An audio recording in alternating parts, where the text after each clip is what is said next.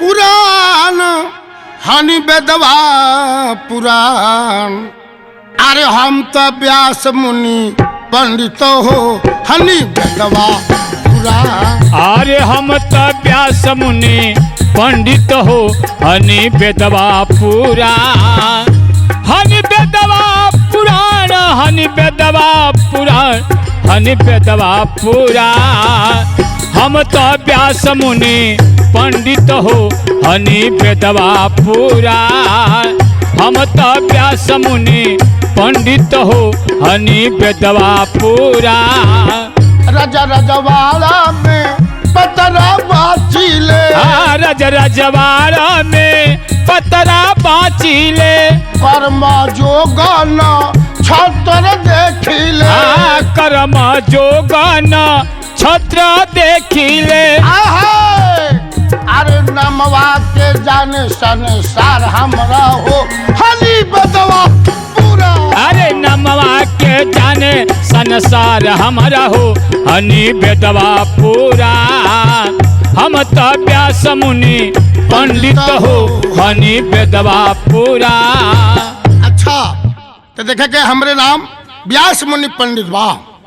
आप लोग से एक बात बता दी, हम महाराजा दक्ष के उपरोहित ब्राह्मण।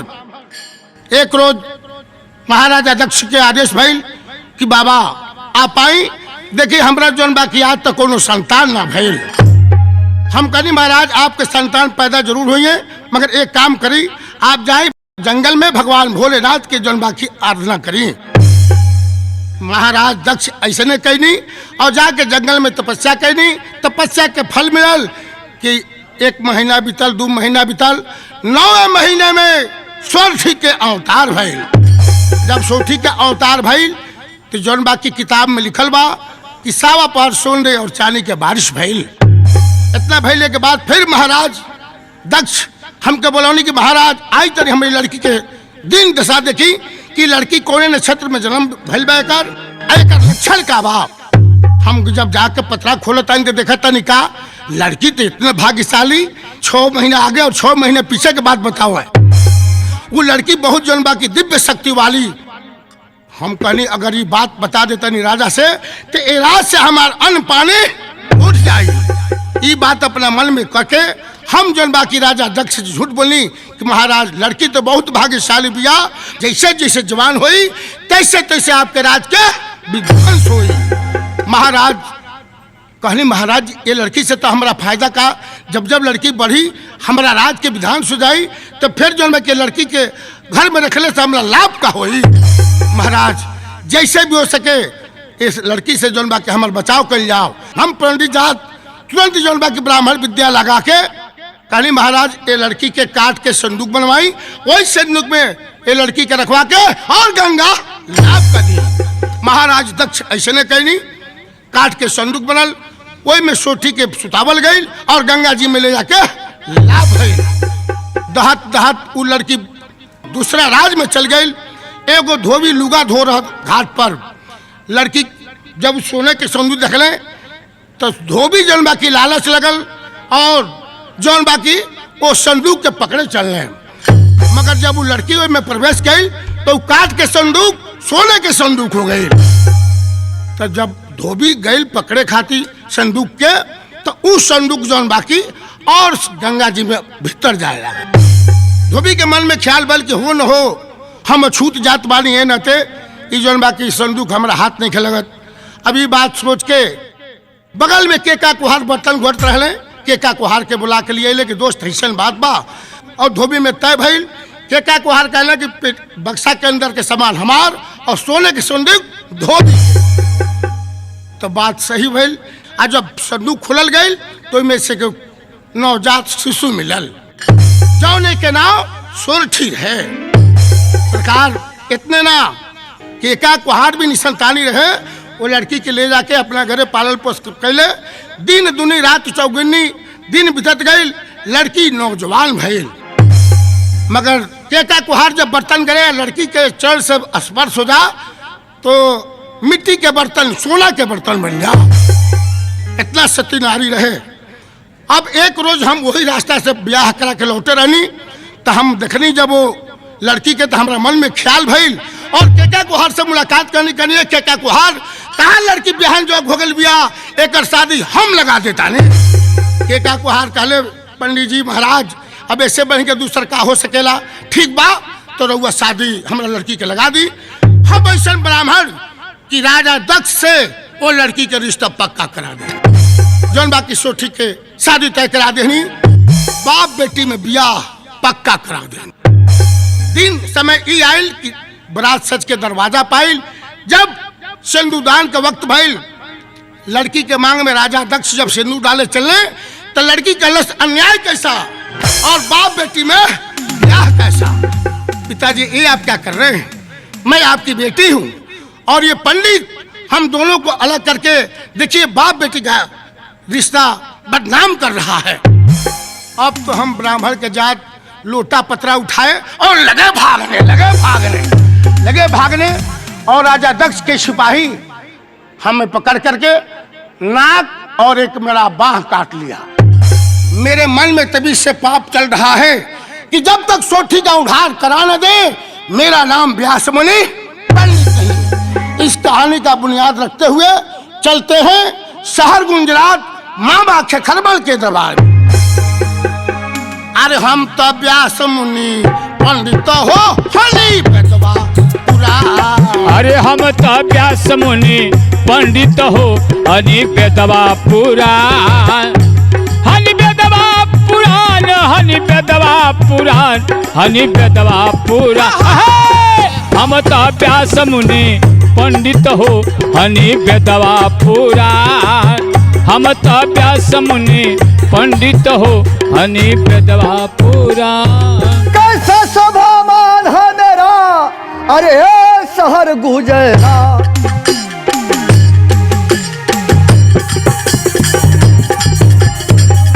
कैसा शोभामान है मेरा शहर गुजरात। यहाँ का मैं राजा हूँ खरमल सिंह है नाम।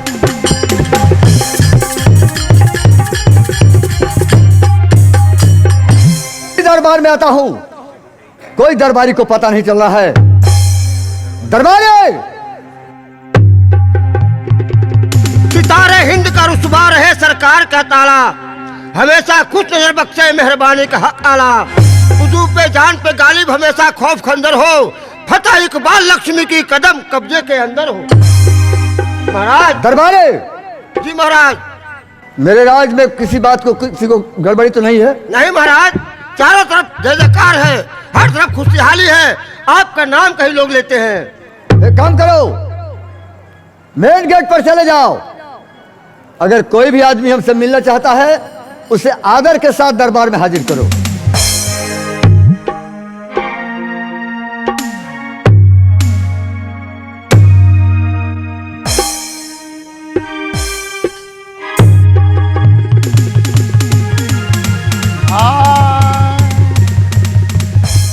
हो हम तो पंडित भैनी है एक घंटा से अब पढ़ाई डंडा से।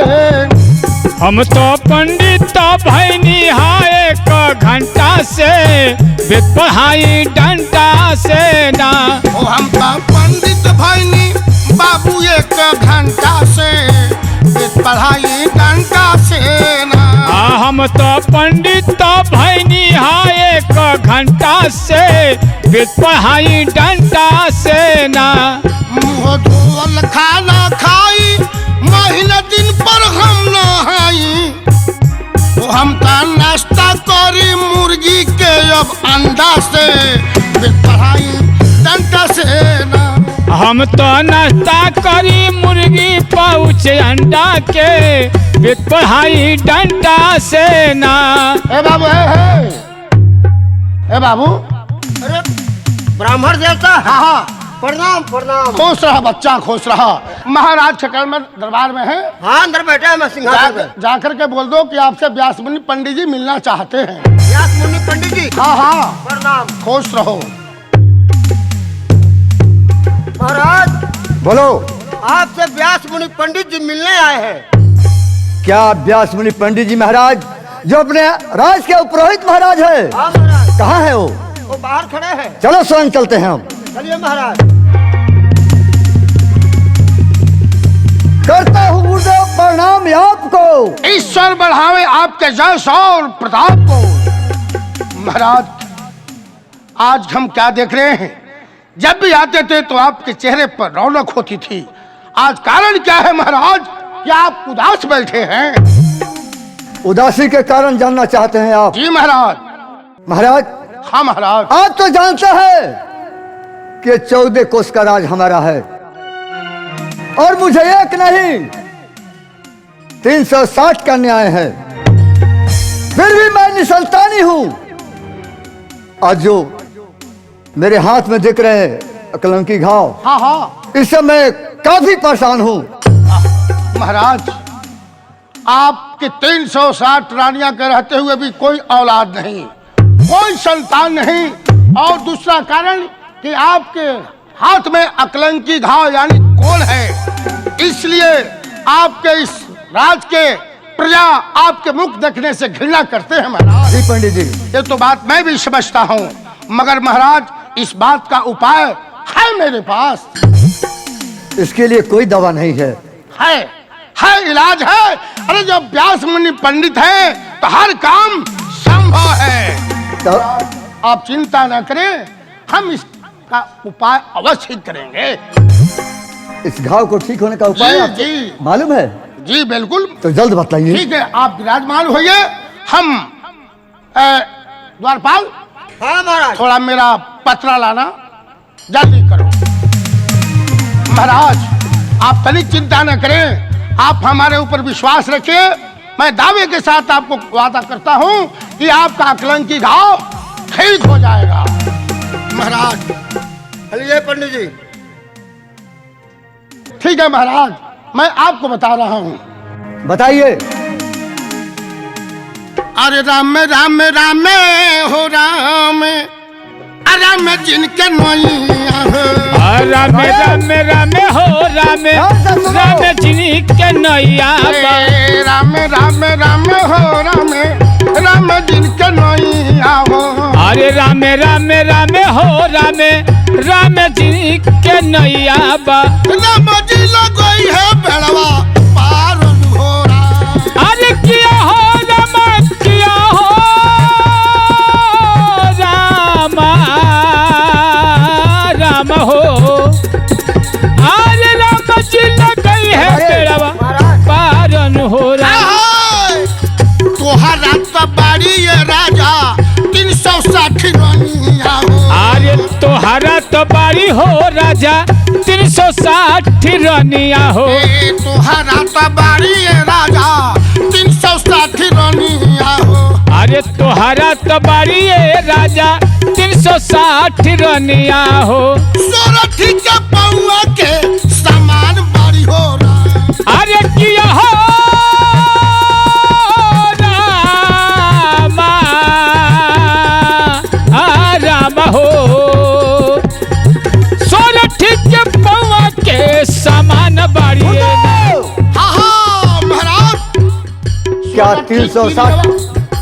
हाँ महाराज, सोठी के पाँव के समान है। बढ़िया में राजा सोरठी तिरियवा उबार। अरे सोरठपुर नगरिया में राजा सोरठी तिरियवा बार। सोरठी तिरियवा हो राजा, सोरठी तिरियवा हो। अरे सोरठी तिरियवा हो राजा, सोरठी तिरियवा हो। जिनके सुरतिया अपरंपार बारी हो। अरे किया हो राम, अरे राम हो। जिनके सुरतिया परंपार बाड़िए राम। जो ही तू ही करवा ये राजा सोरठी से बिया। अरे जोई तू ही करबा हो राजा, सोठी से बिया हवा हो। सोरठी से बिया हवा ये राजा, सोरठी से बिया हवा हो। अरे सोठी से बिया हवा हो राजा, सोठी से बिया हवा हो। कोरिया के कावा सोबरन हो इन मोरा। किया हो राम, किया हो राम, राम हो। अरे कोरिया के कावा सोबरन हो इन हो राम।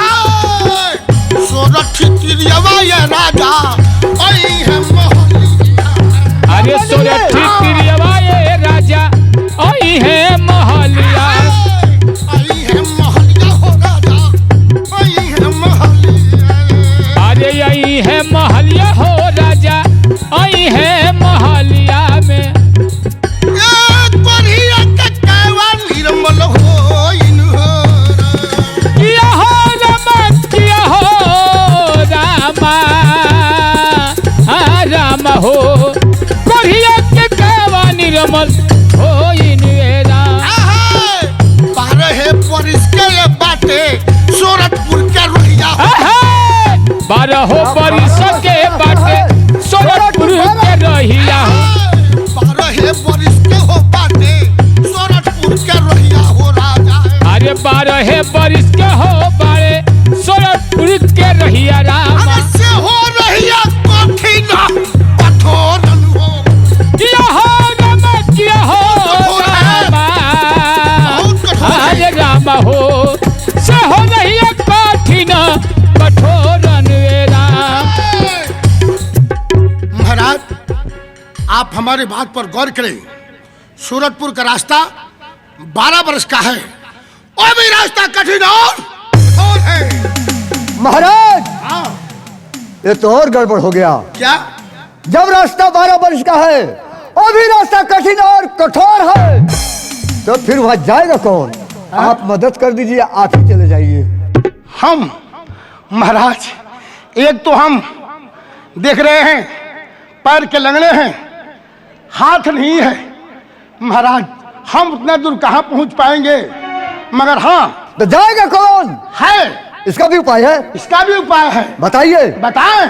अरे द्वारपाल एक पे आगे बढ़ाओ, खोलो थोड़ा पतरा खोलो।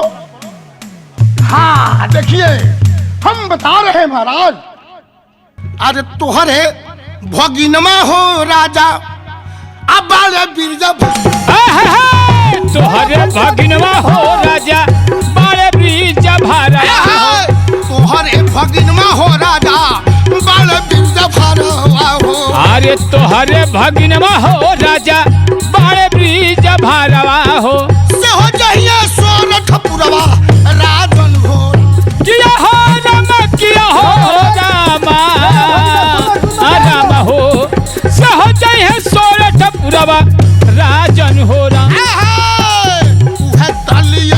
राजा सोरठी तिरिया हो।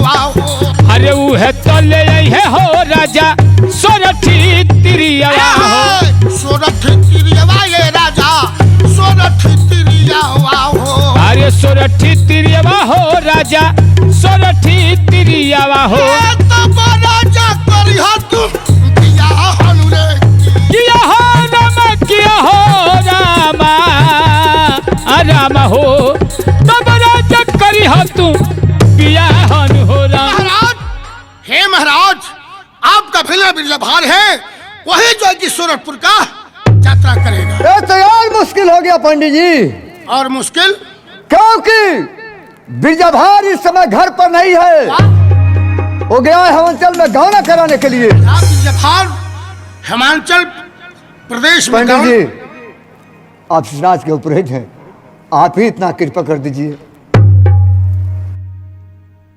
जब आए हैं तो कुछ करेंगे जरूर, क्योंकि बदला लेना अति आवश्यक है।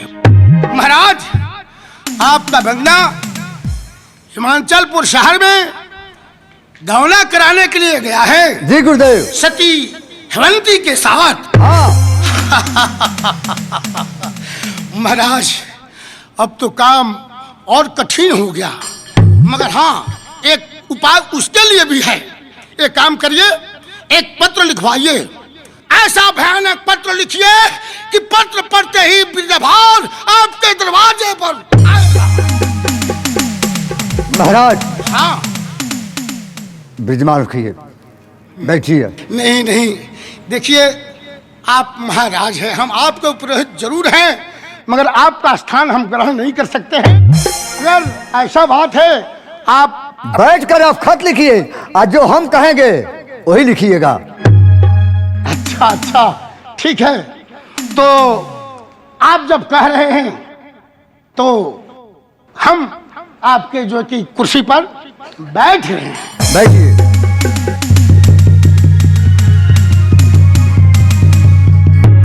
द्वारपाल हाँ पंडित जी। एक काम कर, तू मेरा थोड़ा सहयोग कर, बोलिए महाराज। थोड़ा पोथी खोल। पोथी पोथी पोथी हाँ। पोथी खोलने के लिए। बस बस। पंडित जी हाँ हम जैसे कहेंगे वैसे खत लिखिएगा। बिल्कुल, आप एक कहेंगे हम अपने तरफ से 10 बढ़ा कर लिखेंगे। तो शुरू कीजिए। बोलिए महाराज। अरे रामे रामे रामे हो रामे आ रामे जिनके नैया बा। रामे रामे रामे हो रामे रामे जी के नैया हो। रामे जिनके नैया हो बाटे रामे जिनके नैया हो। अरे रामे जी के नैया हो बड़े रामे जी के नैया हो। अरे मजी लगई है बेड़ा पार अनुरे की। किया हो रामा रामा हो। राम जी लगई है बेड़ा पार अनुरा। ऊपरा में लिखिए बाबा आ कुशल कुशल तिया के। कुशल कुशल तिया ये बाबा कुशल कुशल तिया हो। कुशल कुशल तिया ये बाबा आ कुशल कुशल तिया के। अरे कुशल कुशल तिया ये बाबा कुशल कुशल तिया हो। नीचवा में भोजना यो आशीर्वाद लिखी है राम। किया हो रामा हो। ऊपर में भगना के आशीर्वाद अनुरा। पंडित जी हाँ महाराज।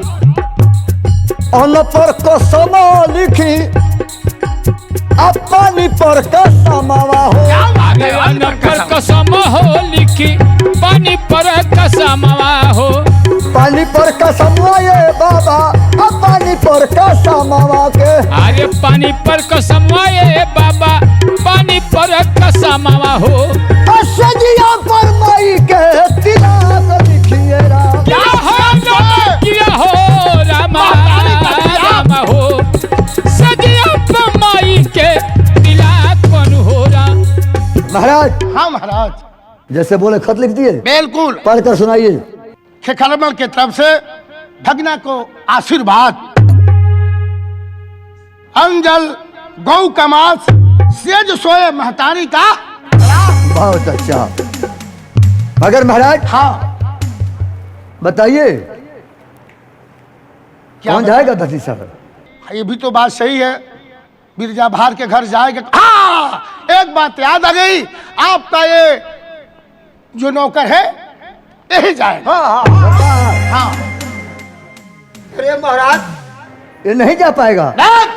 एक पत्र लो और पत्र लेकर के दक्षिणी शहर मुकाम बिरजाभार के दरवाजे पर जाओ और बिरजाभार के दरवाजे पर जाकर के इस पत्र को देवरी पर टांग देना। महाराज और कोई नहीं जा सकता, हम ही जाएंगे। नहीं तुम ही जाओगे, तुम ही उस लायक हो। हाँ? ये 3 कोनिया मुंह वाला ही जाएगा। आप नहीं जाइएगा। अच्छा आप ही चले जाइए। जब ऐसी बात है तो महाराज हम तो ब्राह्मण के जाते भिक्षाटन करते हैं, मगर ब्राह्मण देवता को कुछ खर्चा दे दीजिएगा तो कोशिश करेंगे। जब ये द्वारपाल कह रहा है इसका भी बात तो माना। हाँ आप ही चले जाइए। नहीं हम तो चलेंगे साथ में, तुमको भी चलना। पंडित जी हाँ जाएगा। बिल्कुल। आपको सेवा कौन करेगा? सेवा यही करेगा। द्वारपाल हाँ महाराज तुम्हें पंडित के साथ जाना है। जाना है। स्नान ध्यान करेंगे तो धोती तुम्हें खींचना है। सुन लेना, ध्यान से सुन लो। सब हम ही धोएंगे। हाँ सब हम हाँ ही करेंगे। सब जितना मतलब हम ब्राह्मणों का क्रम लगता है, पूजा करने बैठेंगे तो तुझे प्रसाद और फूल लाना होगा। हाँ महाराज जब आप कहते हैं ठीक है हम चले जाएंगे। और थक जाएंगे तो सेवा तुम्हें करना है। सुन लिया ना, चलेंगे चलेंगे तुम्हारे साथ अवश्य चलेंगे जी महाराज। लेकिन महाराज हम चाहते थे हाँ पंडित जी के साथ क्या? सुमरना को भेज दीजिए। नहीं नहीं वो नहीं जाएगा। ना द्वारपाल हाँ महाराज क्या देखते हो, खर्चा पानी रास्ता का लिया है। मैं व्यवस्था कर लूंगा। अरे व्यवस्था क्या करना है, गंगा कैसेट वाले बाबू से पुनीत शर्मा जी से खर्चा पानी लेकर चलो यहाँ से। महाराज हम जाकर लेके आते हैं। हाँ ठीक है चलो चलते हैं। अच्छा तो गुरुदेव हाँ हम चल रहे हैं। ठीक है, आशीर्वाद। प्रणाम महाराज। द्वारपाल हाँ पंडित एक जी। काम करते हैं, क्या? तुमने तो हमको फंसा दिया है। बताओ, एक पैर के हम लंगड़े हैं, हाँ हमसे चला जा नहीं रहा है, हाँ। और तू हमको जो है कि दक्षिणी शहर के लिए रवाना करा दिया। हाँ। एक काम करो ना, हम तो कहते हैं देख तुम बाल बच्चेदार आदमी हो, और हम जो है कि ब्राह्मण के जात है, भीख छागटन करते हैं, तुम अकेले ही चले जाओ, हमको यहीं छोड़ दो, नहीं और खर्चों में से आधा हमको दे ही दो। पंडित जी, हाँ, जब आप ही कहे हैं कि द्वारपाल हमारे साथ जाएगा, अच्छा तो आप हमारे साथ चलिए, चलना हम आपकी पड़ेगा। सारा सेवा करेंगे, चलो ठीक हम है, आपके साथ ही चलेंगे। ठीक है। जब कह रहे हो तो आओ चलते हैं, अगर असल ब्राह्मण होंगे तो बीच रास्ते से हम वापस जरूर आए। चलो चलते हैं। चलिए।